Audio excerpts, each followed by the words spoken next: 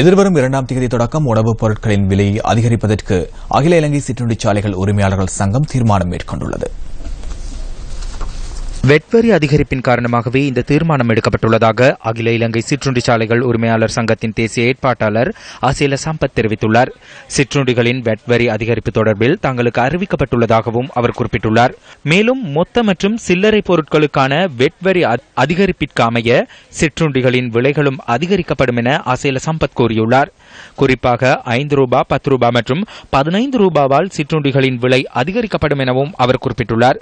அதற்கமைய எதிர்வரும் 2ஆம் தேதி தொடக்கம் கட்டாயம் இந்த விலை அதிகரிப்பு அமல்படுத்தப்படும் எனவும் அகில இலங்கை சிற்றுண்டிச்சாலைகள் உரிமையாளர் சங்கத்தின் தேசிய ஏற்பாட்டாளர் அசேல சம்பத் சுட்டிக்காட்டியுள்ளார்.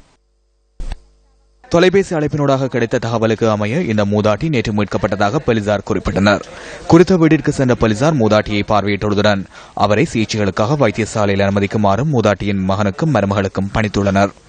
மேலும் இவ்வாறான மனிதாபிமானமற்ற நடவடிக்கைகளில் ஈடுபடுவதை தவிர்த்து வயோதிபர்களை உரிய வகையில் பராமரிக்குமாறும் சம்பந்தப்பட்டவர்களுக்கு போலீசார் ஆலோசனை வழங்கினர்.